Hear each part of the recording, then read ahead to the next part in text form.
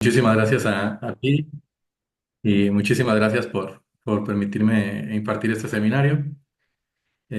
Bueno, hoy voy a hablar sobre la generación de masa en el modelo estándar, que tiene que ver con el origen de la materia visible y cómo estudiar las propiedades de los mesones pseudoescalares nos ayudan precisamente a entender el funcionar de esto. Antes que nada, déjenme comenzar contando un poquito sobre lo que entendemos es la repartición de la materia y energía en el universo.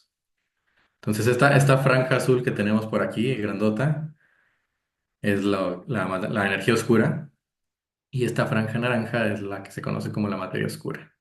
Entonces, en su conjunto, son aproximadamente el 95% del presupuesto materia y energía del universo, mientras que esta franja pequeña, que es lo que se conoce como la materia visible, representa apenas un 5%.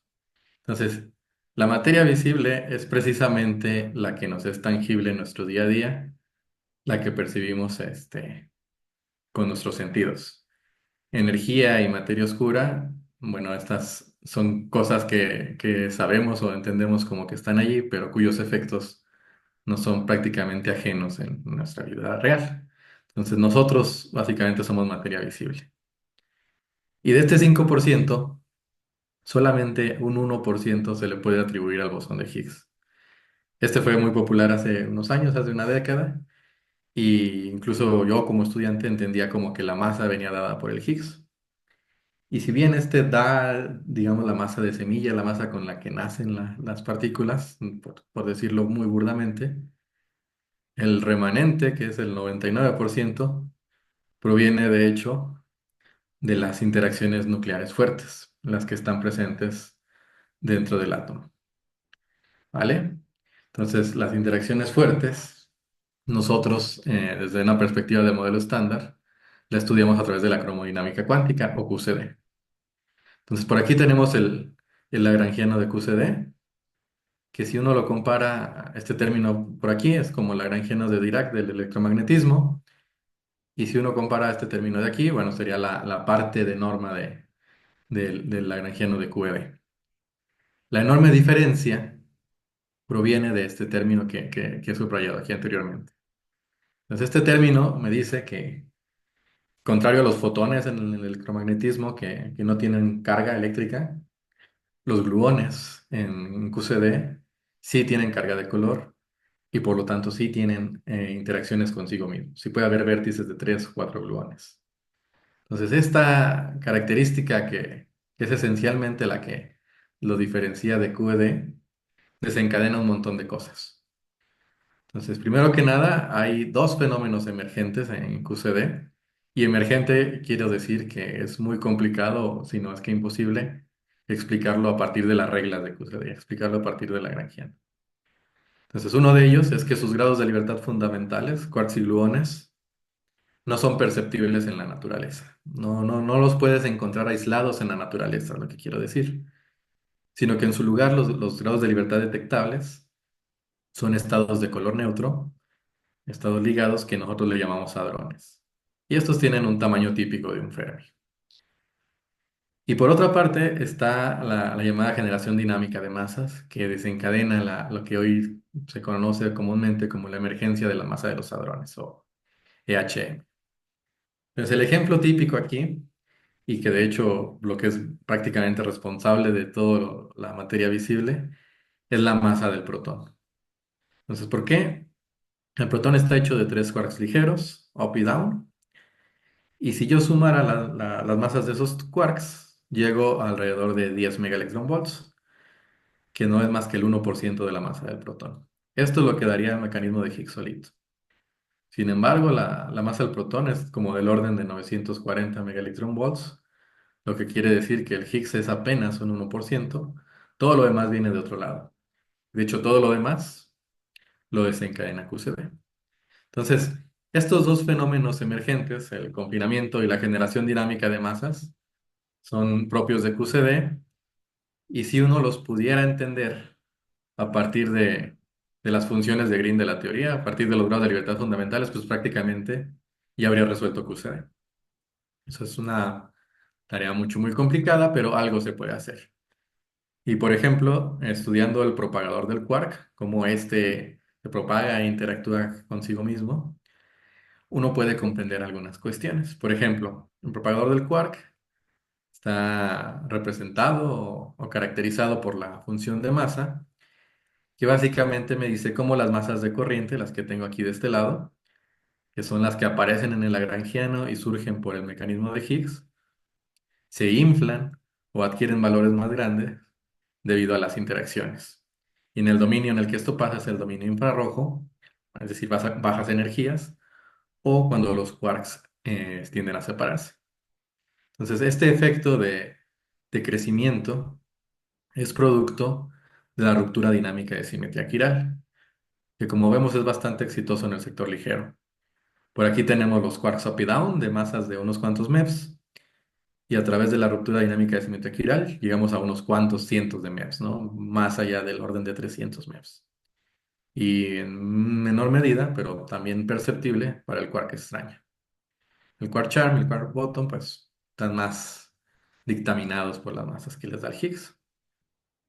Esto en el sector de quarks, en el sector de materia. ¿Qué pasa en el sector de norma? ¿Qué pasa con los gluones? Pues como podemos ver aquí en el lagrangiano no hay masa de los gluones. De hecho, es un requisito de simetría. Los gluones son no masivos a nivel de lagrangiano, a nivel de teoría de perturbaciones. Sin embargo, la misma naturaleza de QCD, la misma naturaleza no abeliana, genera interacciones que hace posible que el gluón, que es no masivo, perturbativamente adquiera una masa dinámica de manera no perturbativa. Entonces, quark y gluón adquieren masa dinámica. Y esto, desde luego, está relacionado con el acoplamiento en QCD, con cómo se comporta. Entonces, la mitad derecha de esta gráfica ya la tenemos en los libros de texto y básicamente me dice que el acoplamiento de QCD, a medida que aumenta la energía, disminuye. Y por lo tanto, se puede hacer un tratamiento perturbativo de la teoría. Por otra parte, a escalas pequeñas, el acoplamiento tiende a crecer y satura. Entonces, este es el dominio, este dominio donde el acoplamiento es grande, el dominio de energías del día a día, el dominio de energías de la vida diaria, y por lo tanto la teoría de perturbaciones no es aplicable. Y esto es lo que repercute en la generación de masa y en la generación de la estructura de los hadrones. Entonces, ¿cómo esto repercute en los hadrones? Vamos a ver algunas cuestiones. Entonces, retomamos el protón. La masa del protón, prácticamente todo viene de QCD, que es esta franja azul. Un poquito viene del Higgs, que es esta franja naranja. Y la interferencia entre ambos mecanismos está contenida en esta franja gris. Y como el protón es el hadrón más abundante en la naturaleza y más estable, prácticamente es el que dictamina el total de la materia visible. Ahora ya pensando en mesones, consideramos el Rho. El mesón Rho está hecho de los mismos tipos de quarks, un U y un anti-D, y comparte una distribución más o menos igual entre su repartición de los orígenes de la masa, ¿no? Y en estos sistemas funciona la reglita. Yo les comentaba que los quarks ligeros adquieren una masa constituyente como de 300 MeVs.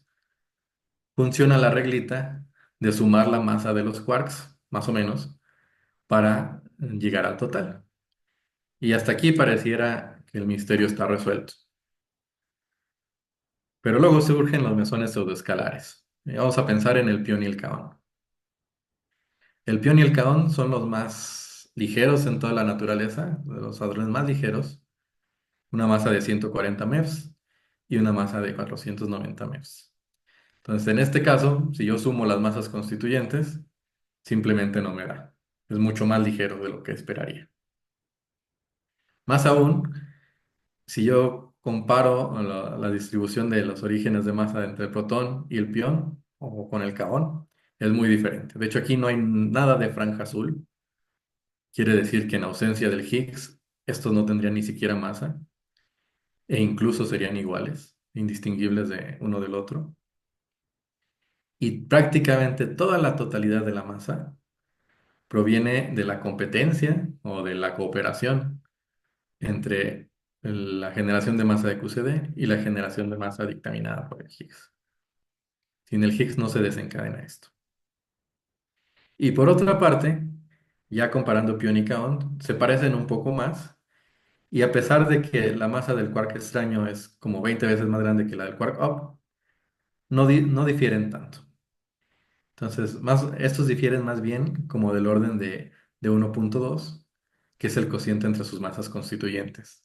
Entonces, de alguna manera, esto refleja la enorme influencia que todavía tiene QCD en estos sistemas.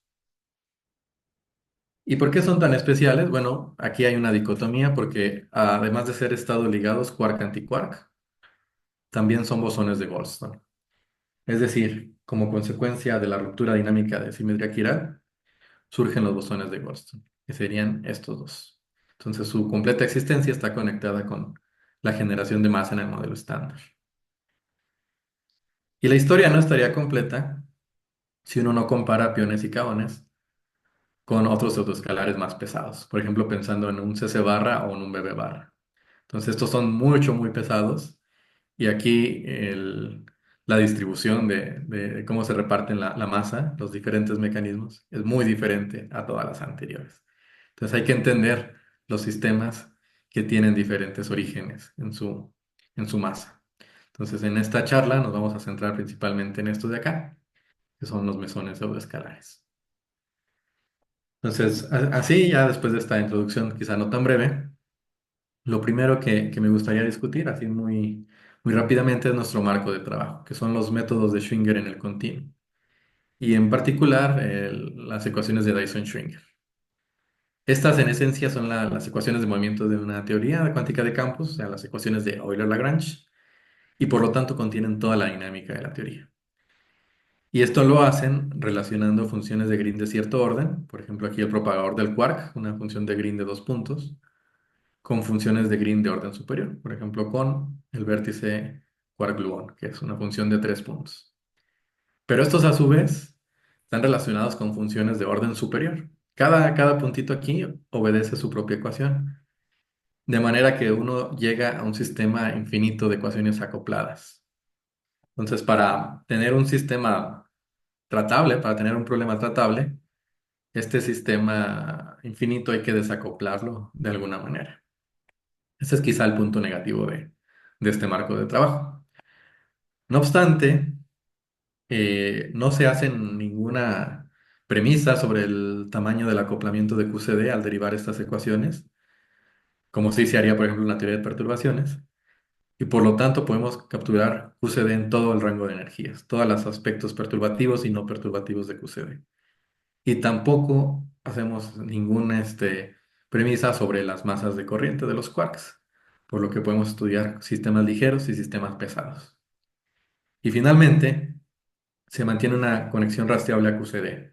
Todas las propiedades hadrónicas, como vamos a ver más adelante, uno las puede escribir en términos de propagadores y vértices que están contenidos dentro de la teoría. Entonces, verdaderamente entendiendo las propiedades hadrónicas, entendemos la teoría que subyace detrás de ellas.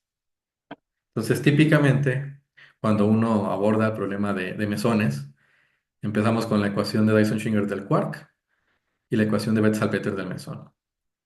Entonces aquí tenemos el quark completamente vestido, completamente conteniendo todas las posibles interacciones que pueden ocurrir en función del vértice quark-gluón y en función del propagador del gluón, que a su vez tienen sus propias ecuaciones, como ya les había mencionado. Y por acá la ecuación de Bethe-Salpeter, que contiene, codifica de alguna manera todas las posibles interacciones que pueden ocurrir dentro entre el quark y el antiquark. Entonces, es un sistema infinito y acoplado. Entonces, cualquier truncamiento, cualquier manera de desacoplarlo, tiene que respetar una serie de simetrías para no violar ni la física ni las matemáticas. Y en particular, cualquier truncamiento, al tratarse de estudiar bosones de Wolfson, debe recuperar el teorema de Wolfson, que se captura en esta expresión fundamental. Básicamente, la amplitud de Bethe-Salpeter dominante que caracteriza al pión o caracteriza al pseudoescalar en el límite quiral es proporcional a la función de masa. Entonces, si esta es distinta de cero, es decir, si hay ruptura dinámica de simetría quiral, esta es distinta de cero y viceversa. Entonces, traducido a un lenguaje natural, los piones existen si y solo si ocurre la ruptura dinámica de simetría quiral. Entonces, ya sin más detalles en el cómputo y únicamente dando esta imagen intuitiva de lo que se hace, procedemos ahora sí a discutir una variedad de diferentes distribuciones y otras cantidades que caracterizan la estructura de los pseudoescalares. Entonces, la primera de ellas es la amplitud de distribución de partones, en particular de quarks de valencia, que se escribe como la proyección de la función de onda de Bethe-Salpeter, calculada a partir de la ecuación de Bethe-Salpeter y proyectada a la light front. Y al final integramos sobre el cuadrimomento. Esto nos deja una función llamada PDA que depende de la fracción de momento que tiene dicho quark. Entonces, aunque básicamente lo que me dice esta función es cómo un quark y un antiquark que forman un estado ligado se reparten el momento. Y esta va a estar relacionada con numerosas otras cantidades, como vamos a ver más adelante, como factores de forma electromagnéticos o gravitacionales. Entonces, ¿qué aprendemos de estas PDAs? Primero que nada, las prescripciones de QCD, los primeros principios de QCD, me llevan a esta curva negra que tengo por acá. Estas son las expectativas asintóticas. Cuando las escalas de energía son tan, pero tan grandes, que se puede hacer teoría de perturbación y que se adquiere un perfil asintótico completamente independiente de la masa de los quarks. Entonces, este es un caso límite, cuando no importa el mecanismo de generación de masa de ninguna manera. A escalas de la vida real, a escalas de GeVs o incluso TeVs, a escalas del LHC, la distribución del pión en azul y la distribución del kaon en verde resultan estar más dilatadas con respecto al perfil asintótico. Y esta dilatación dura muchísimo, o sea, a energías muy grandes y sigue siendo evidente. Esta dilatación no es otra cosa más que un efecto de la generación de masa que viene de QCD. Y el pión en particular, que es el ladrón más ligero, tiene la PDA más dilatada. Ahora bien, el kaón es básicamente un pión al que se le cambió el anti-D por un anti-S. Y ya dijimos que estos difieren por un factor de 20. No obstante, la PDA del kaón, perdón, solo está un poquito chueca.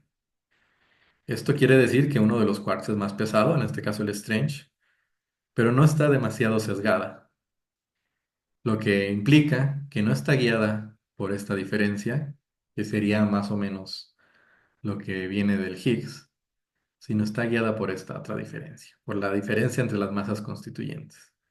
Es decir, que en este sistema que del kaón, un U anti-S, es mucho más cercano al pión que otros pseudoescalares. Entonces, siempre comparar estos dos va a ser de gran relevancia. Son muy cercanos uno del otro y la única diferencia es un poquito desencadenada por el quark strange. Pero ahora, ¿qué pasa cuando nos vamos a sistemas más pesados, como el eta C? El eta C es un cc barra, entonces está muy pesado, ya pesa del orden de gigaelectronvolts, y en ese caso su distribución está mucho más comprimida que el perfil asintótico, que apenas sí se nota aquí en esa línea punteada. Está mucho más comprimida. Y si no tuviera el eta B, se comprimiría todavía más. Y si no tuviera un mesón de masa infinita, llegaríamos al límite de una delta de Dirac aquí. Entonces, esta compresión es un indicativo de precisamente la masa de los quarks de corriente. En esos sistemas, la dinámica interna, la estructura interna, está más dominada por la generación de masa del sector débil. ¿Y ahora qué pasa si tenemos un quark ligero y uno pesado? Bueno, vimos antes que el kaón apenas estaba sesgado con respecto al pión, apenas si se nota en esta gráfica. Pero si reemplazo el strange por un C o por un B, este sesgo es mucho más marcado. Entonces, en estos sistemas heavy light es evidente que el quark pesado es el que está dominando. ¿Y qué pasa si entonces consideramos dos quarks extraños?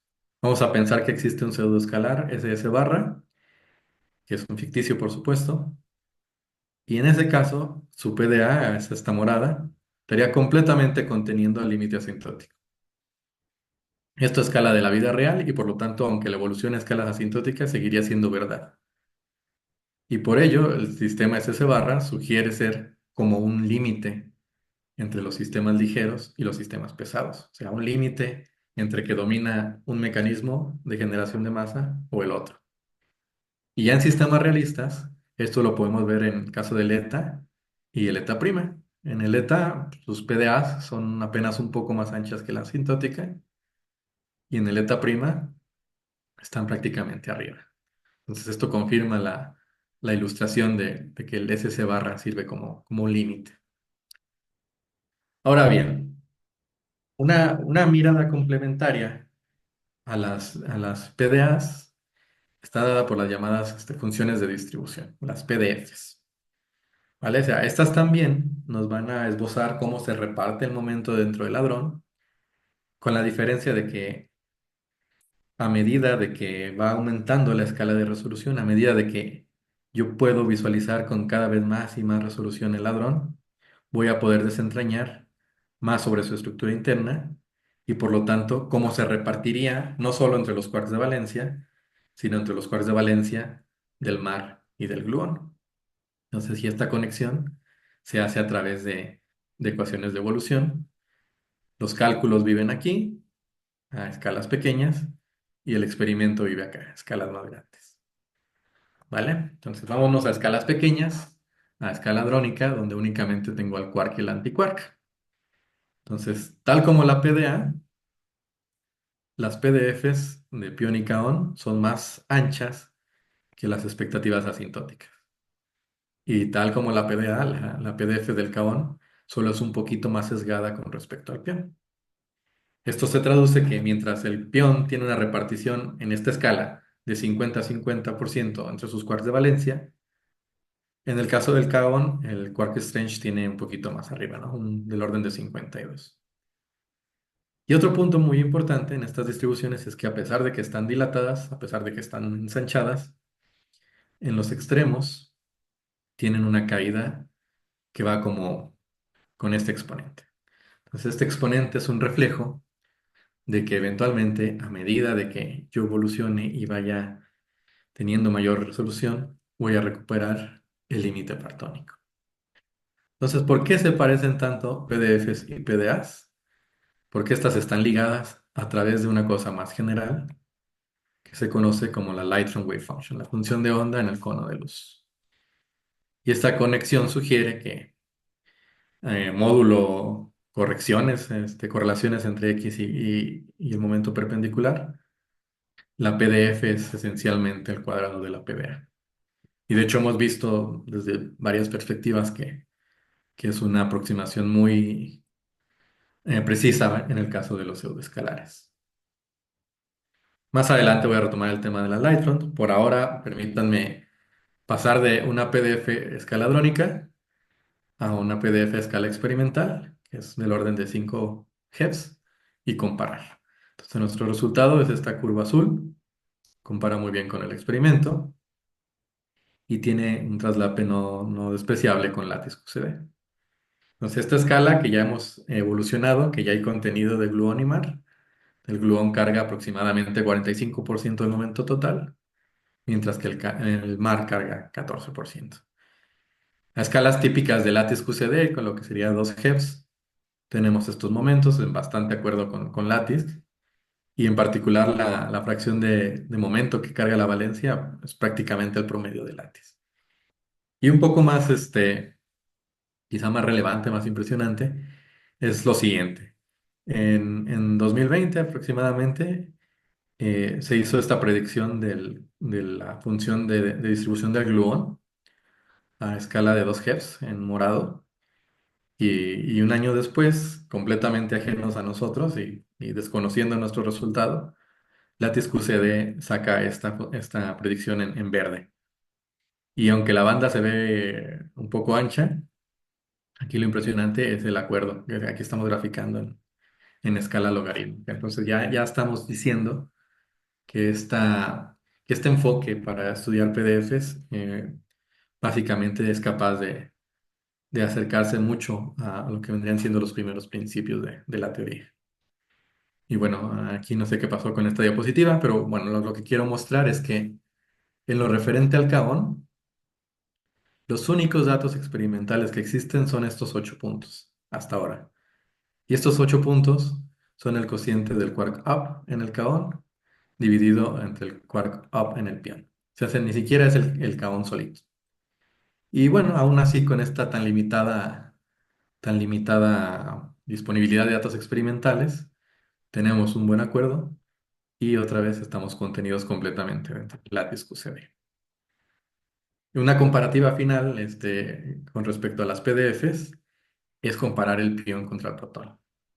Entonces, al inicio dijimos, el protón es masivo y va a seguir siendo masivo, haya Higgs o no, mientras que el pion tiene una masa muy pequeña y sería cero en ausencia del Higgs. Entonces, esto se traduce en distribuciones muy diferentes. Esta es la PDF del pion comparada con los diferentes quarks de valencia del protón. Entonces, aquí la caída del protón es mucho más acentuada, de hecho, por una potencia adicional. Y mientras que en el pion, incluso cuando se considera el límite de simetría de isospin, se tiene una repartición equitativa 50-50, en el caso del protón no tenemos un tercio, un tercio y un tercio, sino tenemos una cosa no trivial. ¿Y cuál es la razón? Bueno, la razón en parte subyace en el hecho de que al tener un problema de tres cuerpos, cuestiones altamente no triviales están ocurriendo adentro. Y en particular se favorece la formación de correlaciones de D-quarks dentro de estos sistemas. Entonces, aquí me gustaría decir que en el MSTP hay expertos en estos D-quarks. Y por estas correlaciones no triviales, no se produce una distribución equitativa del momento. Y todas estas diferencias, desde luego, son preservadas después de evolucionar, ¿no? Aquí estamos comparando, por ejemplo, a la escala del Chow. Ahora bien, discutamos un poco sobre factores de forma electromagnética. Nos da una mirada complementaria a las PDAs y a las PDFs. Entonces, estos básicamente nos van a dar información sobre la distribución de carga y momento. Y también, como en los casos anteriores, todo se puede escribir en términos de propagadores y de vértices. Así que hay una conexión directa con la teoría. Y en particular, el factor de forma del pión es muy relevante en la física contemporánea por dos razones. Una, que obviamente pues, nos revela algo de la estructura interna del pión.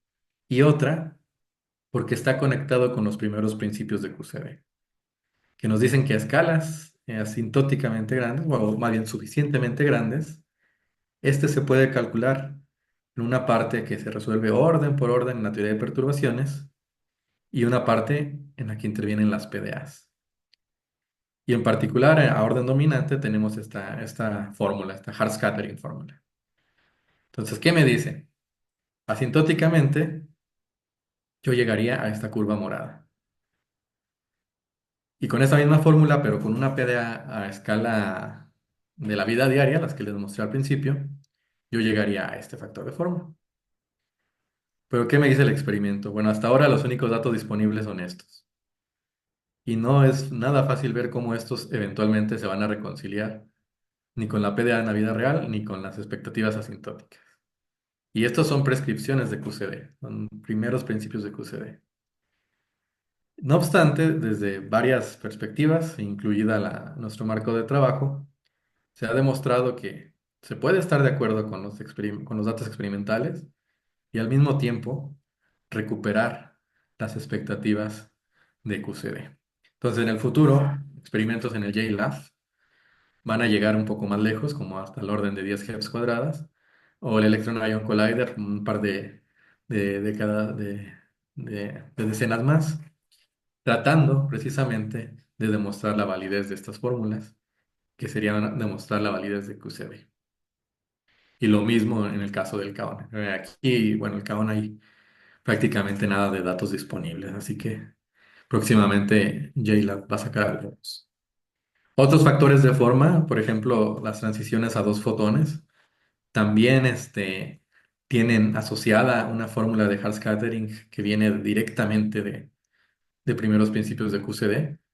En este caso, produciendo esta franja morada en escalas de la vida diaria o esta línea constante asintóticamente. Y bueno, aquí los datos experimentales, hasta 10 Hz cuadradas, todos están de acuerdo, pero a partir de 10 Hz cuadradas solo hay dos colecciones. Estos en verde que vienen de Babar y estos en violeta que vienen de Bell. Entonces los de Babar sugieren una tendencia creciente que difícilmente se ve cómo recuperará el límite asintótico, mientras que los de Bell pareciera que están más de acuerdo con estas expectativas. Entonces, el cálculo que ofrece los Continuum Schwinger Methods, las ecuaciones de Dyson-Schwinger, tiene muchas cuestiones a discutir. Primero, en el límite de bajas energías, recuperamos lo que se conoce como la anomalía abeliana. Esta es una prescripción del modelo estándar que se cumple fielmente. En el límite asintótico, recuperamos lo que te predice QCD. Y en todo en el medio, estamos de acuerdo con toda la colección de datos experimentales, menos Babar. Entonces, esto viene de los mismos ingredientes con los que se calculó el factor de forma y con los que se calculó la PDA, por lo que te dice algo fuerte sobre estos datos, ¿no? Que deberían ser reanalizados. Y aquí en este sentido, pareciera que en un par de años, en Bell 2, en Japón, va a haber una nueva serie de experimentos que ojalá pongan fin a la controversia. También se han calculado otros mesones, por ejemplo el eta C, comparado con los datos y comparado con QCD no relativista, o el eta B, aquí en esta línea azul, comparado con QCD no relativista en la franja gris. Y por supuesto, los mesones zeta y eta prima. En este caso son mucho más difíciles de describir porque están influenciados por la llamada anomalía no abeliana. Y bueno, sin entrar más en detalle, el mensaje que quiero darles en lo que respecta a factores de forma es que claramente la forma de la función de masa, que vimos muy al inicio, la caída y el crecimiento, repercuten en los factores de forma. Para aquellos hechos por quarks ligeros, como el up y down, que tienen una caída pronunciada, se traduce en factores de forma con caída muy pronunciada y en PDAs muy dilatadas, en distribuciones muy dilatadas. Mientras que aquellos que están más pesados, como el eta C y el eta B, tiene caídas menos pronunciadas en sus factores de forma, pero distribuciones mucho más comprimidas. Entonces, la masa, cómo se va generando, claramente influye en cómo va cambiando la estructura de los hadrones. Complementario a los factores de forma electromagnéticos están los factores de forma gravitacionales, que en este caso nos dan información sobre la distribución de masa y presiones dentro del hadrón. Y entonces, bueno, aquí tenemos para los pseudoescalares tres tipos de factores de forma gravitacionales. Este que nos va a decir, teta 2 nos va a hablar sobre la distribución de masa y por lo tanto normalizado de acuerdo a la conservación de momento. Este teta 1 que tiene que ver, como vamos a ver más adelante, con la distribución de fuerzas dentro del hadrón y que en el límite quiral vale 1, o sea, cualquier desviación con respecto a 1 indica que estamos fuera del límite quiral. Y este se barra, básicamente existe por conservación de energía de momento y es cero. Entonces, igual que en los casos anteriores, todo se escribe en términos de propagadores y vértices, aunque aquí la historia es mucho más complicada porque se tendría que hacer la interacción del quark con una sonda de spin 2 o un graviton, vamos a llamarle. Entonces, esta es una tarea muy difícil que vamos a dejar de lado. En su lugar pasamos directo a los resultados. Entonces, comparado con el factor de forma electromagnético, que es esta curva azul, factor de forma teta 2 asociado con la masa tiene una caída menos pronunciada y este teta 1 una caída más pronunciada. ¿Qué me dice? Que el radio de masa va a ser más pequeño que el radio de carga, más pequeño que el radio mecánico, por así decirlo. Es decir, que el efecto de la masa está más localizado que el efecto de la carga. Y solo por mostrar, aquí está el nivel de acuerdo que tenemos con los datos disponibles de QCD, que de hecho llegaron un poco después que nuestro cálculo. Comparando el pion con el kaon, o sea, lo verde con lo morado, básicamente tenemos unas distribuciones muy parecidas, salvo el hecho de que el kaon está aproximadamente 15% más comprimido con respecto al pion. Una vez más, esto guiado por la diferencia por el cociente entre las masas constituyentes. Con este factor de forma θ1 que está relacionado con las fuerzas dentro del hadrón, podemos calcular la presión isotrópica y la presión de deformación. La presión isotrópica, que es esta que tenemos a la izquierda, es positiva y es grande a separaciones pequeñas, o sea, cuando los quarks están muy juntitos, lo que indica que estos tienden a separarse o que se están moviendo libremente en ese dominio, y en algún punto esta cambia de signo. El cambio de signo implica que las fuerzas de confinamiento están previniendo los quarks de que se sigan separando, y esto es claramente una consecuencia de que se trata de un estado ligado. Y curiosamente, donde estas fuerzas de confinamiento generan o empiezan a ser dominantes, es también donde las fuerzas de deformación son máximas, ¿no? O sea, cuando más estamos aplastando al ladrón. Ahora, para dar unos comentarios que engloban todo lo anterior, muy brevemente voy a hablar sobre la Lightroom Wave Function.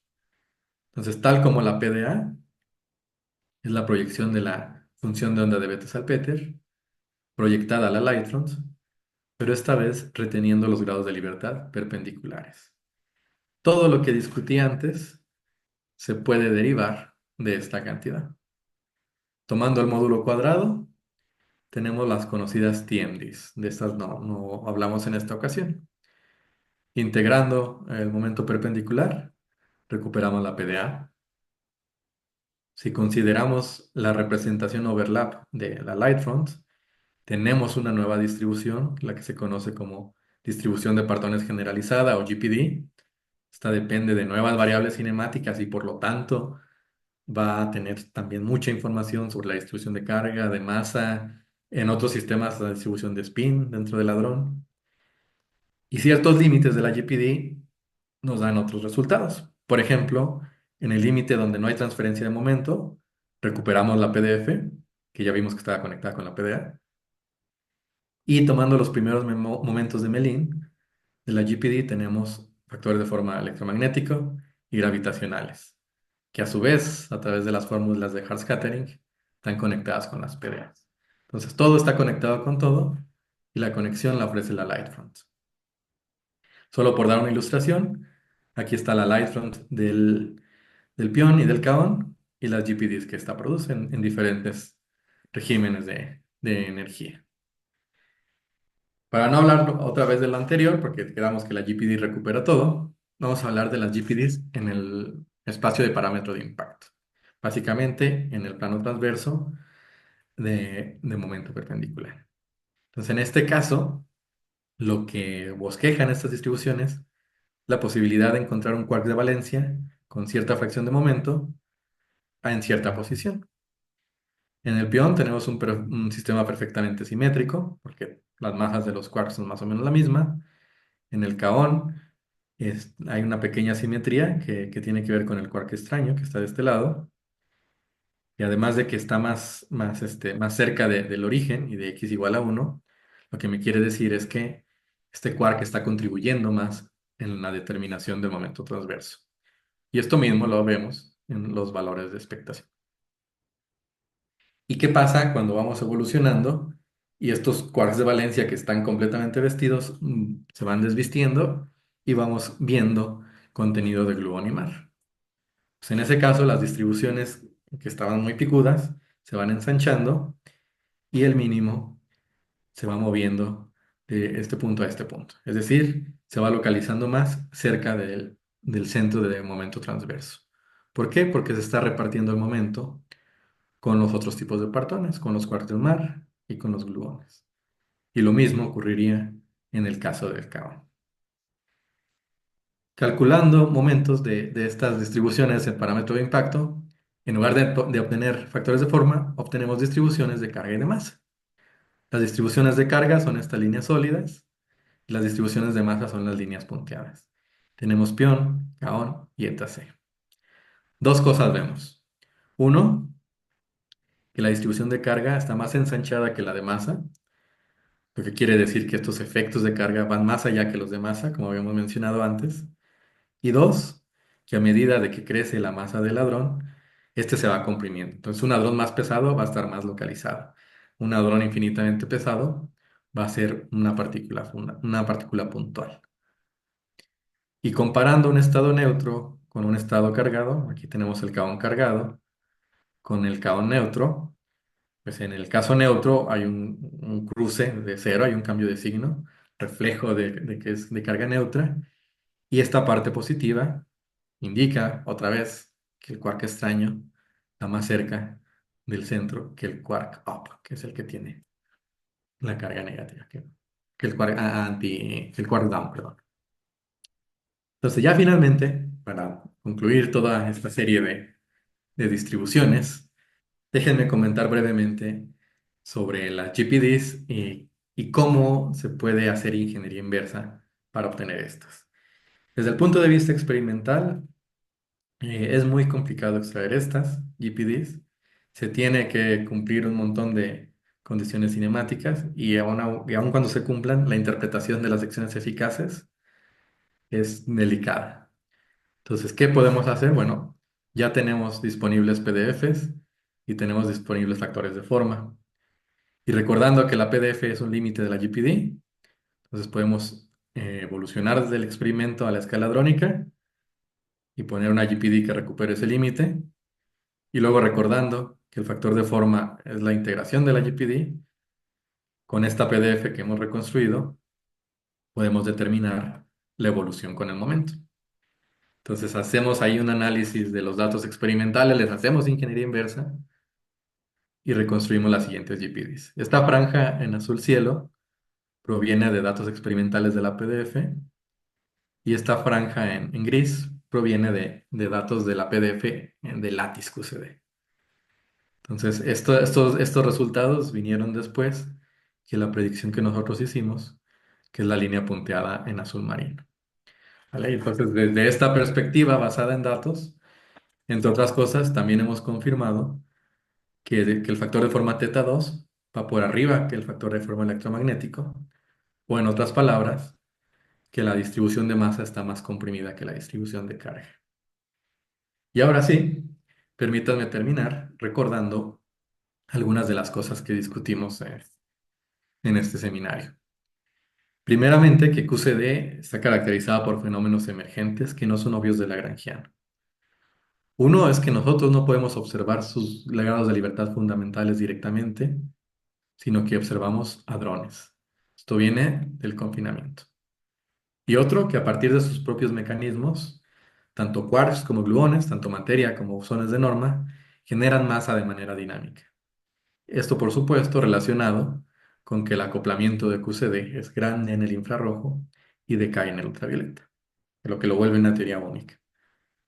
Por otra parte, los mesones pseudoescalares son importantes para entender estas facetas de QCD, porque en primer lugar, su completa existencia está relacionada con la generación de masa, con la ruptura de la simetría quiral, y en segundo lugar, porque hasta antes no, las instalaciones experimentales no eran capaces de estudiar estos en detalle.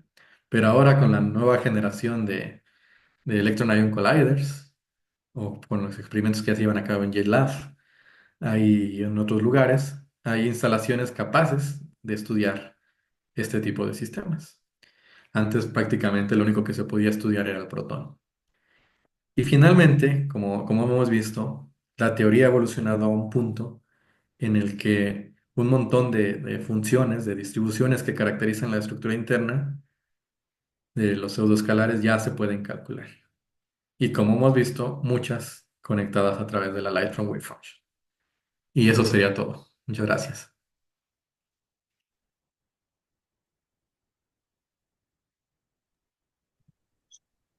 Muchas gracias, Kepani. Entonces pasamos a dudas y preguntas. Quienes tengan dudas o preguntas pueden encender su micrófono y hacer la pregunta. Y si no pueden, pueden poner en el chat y yo lo leo. Adelante.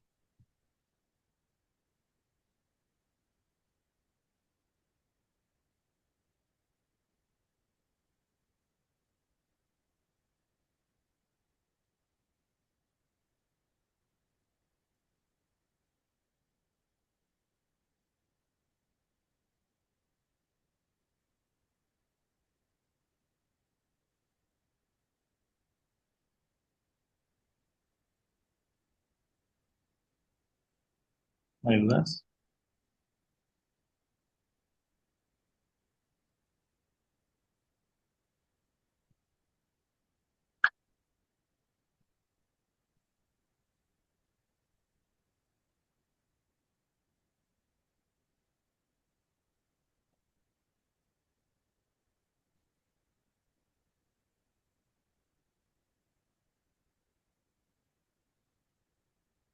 Bueno, en lo que se animan, yo tengo una duda medio relacionada.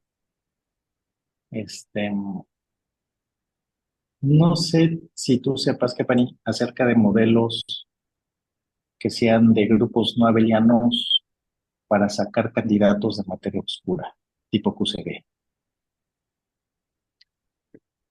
En particular no conozco, pero déjame comentarte, ahora que mencionas esto de grupos no abelianos y QCD, déjame contarte por qué el paradigma que tú mencionas, sería ideal para estudiar, cosas más allá del modelo estándar, cosas como materia oscura. Entonces, yo hablaba de que el acoplamiento de QCD en los libros de texto dice que cae en el ultravioleta, lo que permite un tratamiento no perturbativo. Y antes se creía que el acoplamiento de QCD en el infrarrojo crecía y explotaba. Ujú. Ese explotaba en el polo del Landau. Esa es una perspectiva completamente perturbativa. Entonces, ahora se sabe, o desde varias perspectivas se ha visto que el acoplamiento satura. No explota, sino sí crece, pero satura. ¿Cuál es la consecuencia? Entonces, la consecuencia es que QCD está bien definida en todo el momento, en todo el rango de momentos. Entonces, la caída ultravioleta controla el ultravioleta, y la caída de acá, la saturación acá controla el infrarrojo. Ese control que tienes en los dos límites no pasa en QED, por ejemplo. En QED explotamos en el ultravioleta. Y tiene que Ujú. ver con que QCD viene de la formulación de un grupo no abeliano. Entonces, aunque no conozco un caso específico de lo que tú dices, yo sí creo que este paradigma de QCD sería ideal para estudiar teorías más allá del modelo estándar, porque genera una teoría que es autoconsistente consigo misma y libre de divergencias, ya sea infrarrojas y ultravioletas. Ok, ok, gracias. Leo un par de comentarios que hay aquí en el chat. Dice, también hay fenómenos emergentes en la teoría de interacción débil, es decir, fenómenos emergentes similares. Bueno, la teoría de interacción débil, se puede hacer siempre o casi siempre una expansión perturbativa, se puede tratar perturbativamente. Y entonces, al tratarlo perturbativamente, quiere decir que los cálculos que hagas provienen explícitamente de tu lagrangiano débil. Y entonces, en ese sentido, la definición de emergente que yo utilicé, que es de que no lo puedo explicar de lagrangiano, no aplicaría. Entonces, allí sí, todo lo que calcule se puede rastrear directamente a lagrangiano, y por lo tanto, con mi definición de emergente, no, no se me ocurre algo que hubiera en la parte de débil.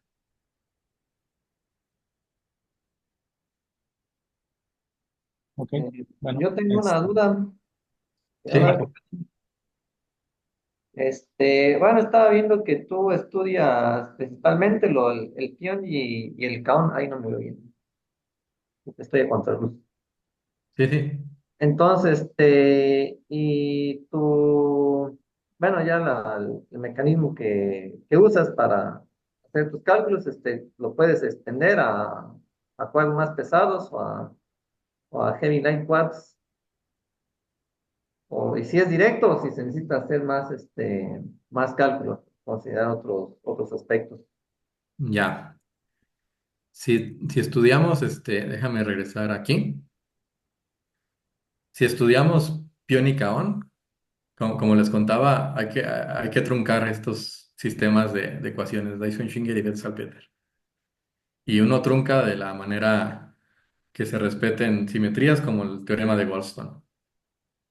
Entonces, la manera más sencilla siempre es reemplazando este vértice de aquí por el vértice desnudo y que por simetría hace que este kernel de aquí se reemplace por un intercambio de gluón y que se vuelva una escalera de gluones. Entonces, esta es la cosa más sencilla y es suficiente para estudiar pión y para estudiar kaón, porque son bosones de Goldstone.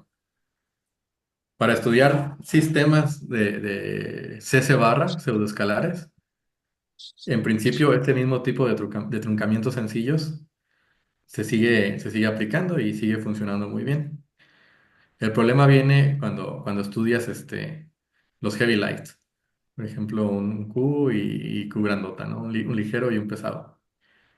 Porque en ese caso, este truncamiento tan sencillo que es el que más se usa, no tiene una dependencia con el sabor. Y entonces esta asimetría de sabor no se captura debidamente. Entonces ahí hay que dar un paso más adelante para refinar los truncamientos. Y eso puede ser tan complicado como tú quieras. Entonces sí, la parte computacional cambia muchísimo en dificultad, pero el paradigma sigue siendo el mismo, ¿no? O sea, tú truncas con principios de simetría y resuelves el mismo tipo de ecuación. Ujú. Ah, ok. Bueno, gracias. Nada.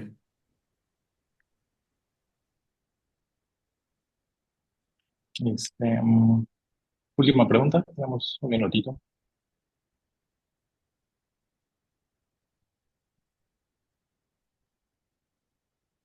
Bueno, pues creo que no hay otra pregunta.